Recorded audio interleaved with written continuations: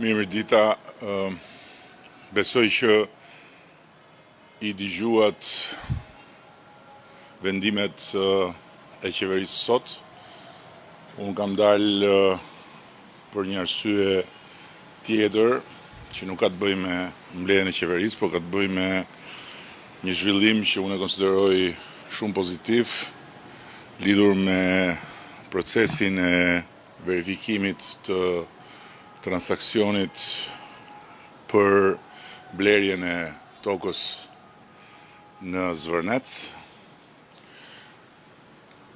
që do thot me sqarimin e plot dhe përfundimtar të origjinës së fondeve të kaluara përmes bankës dhe me çlirimin përfundimtar të investitorëve që tani më janë dhe pronarë. Ndërkohë që nga ana tjetër, unë e konsideroj po ashtu shumë pozitive, që SPAK-u ka vendosur të mbaj të ngrira fondet pa i lënë të kalojnë tek shitësi, për të cilin ka një proces hetimor. Kjo në këndvështrimin tim është shumë pozitive edhe për çdo që pretendon pronë në atë territor, sepse tani më çështja e origjinës pronës është një çështje që do të mbulohet nga një hetim tërësisht i pavarur dhe profesional përmes SPAK-ut, dhe në të dyja rastet rezultati do të jetë një rezultat i padiskutueshëm nga pikpamja ligjore, ndërsa nga pikpamja e pretendimeve do t'i jap fund çdo spekulimi, çdo manipulimi, çdo pretendimi që nuk është i bazuar në ligj. Në rast se shitësi ka një origjinë legjitime të pronës, do marri parat.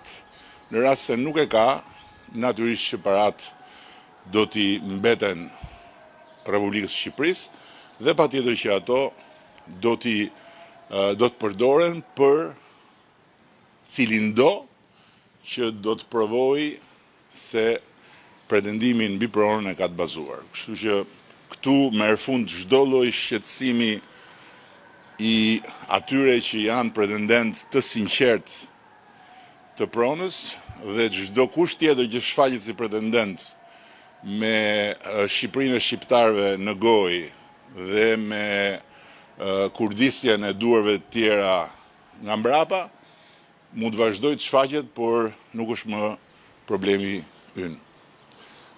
Nëse ka pyetje, jam në dispozicion, por kam një kohë të kufizuar sepse kam një tjetër komunikim që nuk mund ta lë me dikë jashtë vendit. Eksela Sheu, Euronews Albania. Zoti Rama, një ditë më parë ju i bët thirrje protestuesve që të uleshit për dialog dhe të bisedonit. Por ata vijuan të protestonin në ditën e tretë përpara zyrës tuaj dhe deklaruan se pa dorëheqje nuk ka dialog. A keni ju një kundërpërgjigje për ta të cilët kanë lajmëruar sërish sot në orën 18 një tjetër protest? Dorëheqjen e kujt? Tuaj. Aha. Kam një përgjigje. Ti referohen arkivit të gjatë të këtij filmit vjetër, se tani më këtu s'ka asgjë të re.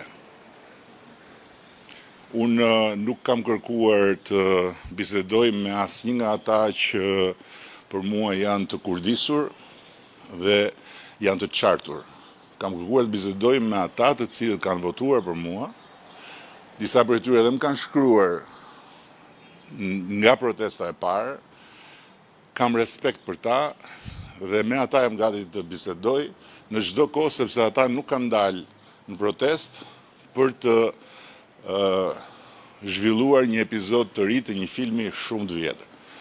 Kështu që ai film duhet ju tregoj të gjithëve që asgjë nuk më lëviz mua nga instikami në thonjza ku më ka vendosur shqiptarët.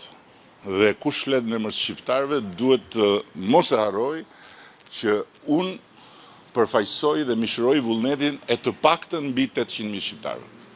Dhe kam një kontratë me ta. Kush flet pastaj në emër të ndjenjave të vërteta për çfarë mund ndodhi me mjedisin, për si mund të mbrohet apo si mund të rrezikohet mjedisi, është i mirë se ardhur të bisedoj me mua dhe me ne. Ata që vinë me librin e shtëpisë time poshtë dritares këtu tek selia e Partisë Socialiste dhe vinë vërdall në për rrugë, si ata çakejt e agimit të artë në Greqi që ulërinin në Greqi është e grekëve, ata janë subjekt vetëm për Zotin dhe Zoti i falë se ata nuk din çfarë bëjnë, s'janë fare subjekt për mua. Zoti Kryeministër Denada Shkodrani, Radio Televizioni Shqiptar, ne patëm mundësi të njeheshim me qëndrimin tuaj pas protestës në selinë e Partisë Socialiste. Ju përmendët edhe tani agimin e artë. Sa të angazhuara kanë qenë institucionet ligjzbetuese shqiptare për të provuar nëse ka patur ndërhyrje nga shtetet huaja apo vende jo dashamirëse në Shqipërinë? Kush nuk ka kuptuar akoma këtë, nuk ka për ta kuptuar as me fjalën e agjencive ligjzbatuese, por ju e dini të paktën dihet botërisht sepse për këtë jemi të respektuar edhe brenda NATO-s, kemi një nga mbrojtjet më të forta kundër terrorit kibernetik, dhe që do thot kemi një pasqyrë shumë të plot se nga vinë e ku shkojnë, por natyrisht ky nuk është një territor i terrorit kibernetik, ky është një territor i luftës hibride që zhvillohet, për cilën kemi dëgjuar nga vende tjera dhe e cila ka ardhur edhe këtu në vendin tonë. Janë të panumërta burimet e botës demokratike që kanë nxjerrë raporte dhe studime se si forcat kundër Bashkimit Evropian, forcat kundër zhvillimit të vendeve që i duan nën sqetull apo që nuk i duan të forta, organizojnë dhe nxisin dhe orkestrojnë situata të kësaj natyre duke përdorur në rast të parë çështjet e ambientit. Sepse tek çështjet e ambientit ka sensibilitet shumë të madh dhe tek çështjet e ambientit ndodh pikërisht ajo gjëja që bashkohen vëllezërit e agimit të artë që orkestrohen nga ustallar si ata të agimit të artë në emër të Shqipërisë së shqiptarëve me shqiptar, vajza, djemë, të reja të rinj, me qasje atë dhe dashurie ndaj natyrës, të cilët ndjehen të lënduar. Dhe pikërisht këtë din këto forcat që bëjnë gjëra të tilla. Kjo është një luftë hibride, po nuk ka fare dyshim që kjo luftë do mbarojë dhe që gjithkush do të marrë atë që i takon. Dhe mbi të gjitha që Shqipëria dhe shqiptarët do të marrin të ardhurat që u takojnë për të rritur ekonominë, për të rritur Shqipërinë në të gjitha aspektet, por natyrisht edhe në aspektin kryesor që është ekonomia, sepse ignoranca nuk është asnjëherë argument. Dhe unë duke qenë se i druhem shumë ignorancës time për shkak se më duhet flas për shumë fusha, për shkak detyrës, të cilat nuk kam se si t'i njoh vetvetiu dhe as nuk mund të shkoj mbas Beriahajt, lexoj shumë, mësoj shumë, sepse mbaj përgjegjësi për ato që them. Dhe nga ana tjetër, duhet të përballemi me njerëz që thonë, po për çfarë na duhen ne rezortet luksoze, se ato nuk janë për ne. Në fakt, e kundërshta vërtet. Resortet luksoze janë ato që sjellin të ardhurat më të larta në ekonomi nga turizmi. Dhe këto janë shifra, dhe për këto nuk ka nevojë të ndigjoni mua. Madje tani që të rinë kanë edhe ChatGPT-n apo të tjera platforma të inteligjencës artificiale, mund t'i pyesin. Dhe t'i thonë, unë jam një shqiptar që nuk kam të ardhura nga familja ime, dhe familja ime nuk i ka të ardhura për shkuar në një resort luksos, pse duhet unë t'a pranoj ndërtimin e resortit luksos? Dhe do marri përgjigjen që resorti luksos prodhon të ardhura edhe për të, sepse është diçka e studiuar dhe e bazuar në fakte, e nënvizuar nga organizatat më serioze ndërkombëtare, që €1 që hyn në një resort luksos shoqërohet me 1.6 deri në €2 që hyn në ekonominë lokale të atij vendi. Se resorti luksos nuk ndërtohet në hënë, ndërtohet në një realitet rreth cilit ka njerëz. Dhe është një realitet ku vinë njerëz, të cilët konsumojnë produktet rreth rrotull, të cilët shfrytëzojnë shërbimet rreth rrotull. Dhe të cilët kontribuojnë në ekonominë e vendit, sepse rritja e të gjithë zinxhirit ekonomik sjell dhe rritjen e të ardhurave për shtetin. Dhe nga ato të ardhura, shteti paguan pagat e pensionet dhe nuk ka nevojë për të qenë shkencëtar, as për të studiuar inxhinieri mjedisore apo për të studiuar makroekonomi, mjafton të shikojnë Malin e Zi. Dhe pyetja shumë e Mali i Zi nuk prodhon raketa, Mali i Zi nuk prodhon makina, Mali i Zi nuk ka ndonjë sektor aq të suksesshëm të teknologjisë digjitale si vendet tjera. Çfarë prodhon Mali i Zi? Cili është motori më i madh ekonomik i Malit të Zi? Turizmi. Atëherë, si shpjegohet që në Malit të Zi prej kohësh pagat janë më të lartat në rajon me diferencë të madhe? Ne kemi filluar tani që t'i afrohemi Malit të Zi, se kemi qenë mysybet në raport me Malin e Zi. Si shpjegohet që pensionet në Malin e Zi janë në një nivel tjetër? Përgjigja shumë e thjeshtë. Resortet luksoze. Kaq e thjeshtë është. Kështu që nuk kam asnjë dilemë unë për këtë dhe nuk kam asnjë arsye që të mendoj se me vetdijen time Shqipërisë i duhet hequr qafe ky projekt.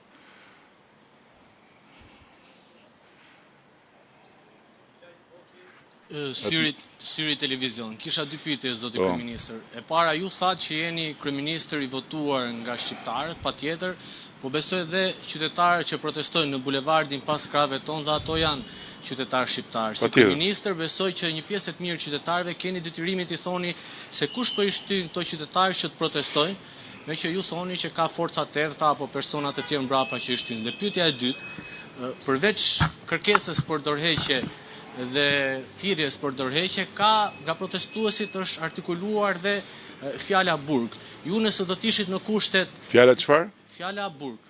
Burg për kryeministrin, nëse ju do të ishit në kushtet midis burgut dhe dorëheqjes, do të jepni dorëheqje për shmangur këtë fundit?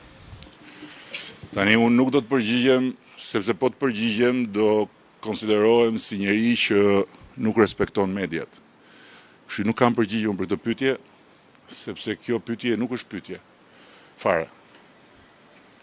Kësaj pyetje i mungon çdo lloj etike. Ndërsa, për sa më takon, unë e di shumë mirë që ata që vinë protestojnë janë shqiptarë.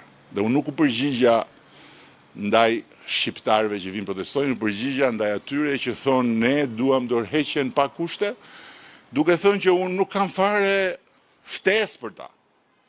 Nuk janë ata që kam ftuar unë, se unë e di se cilët janë ata, unë e di se si funksionojnë ata, dhe ata janë pjesë e manipulatorëve. Ndërkohë unë e kam me ata që janë pjesë e asaj turme, ose ati grupin bulevard, që nuk kanë lidhje me këta të parët që nuk dalin në bulevard për të kërkuar dorëheqjen time. Për sa i përket burgut, kjo është një temë që meriton vetëm një koment nga ana ime. Koha kur njerëzve u tregoi burgu në për rrugë është një kohë të cilën e kemi lënë shumë pas. Dhe unë jam njeriu që me krenari kam udhëhequr betejën më të madhe historike të shqiptarëve dhe të Shqipërisë për shqiptarët dhe për të gjithë të tjerët njësoj, duke i hapur rrugë reformës në drejtësi, duke i dhënë jetë një strukture e cila është tërësisht e pavarur nga unë dhe e cila bën punën në shërbim të drejtësisë. Kështu që janë gjëra tërësisht të ndara. Dhe kjo është prap pjesë e spekulimeve dhe e manipulimeve, por unë kam parë shumë nga këto, edhe këto s'më bëjnë përshtypje fare. Janë film shumë i vjetër që ka gjithmonë një në fund.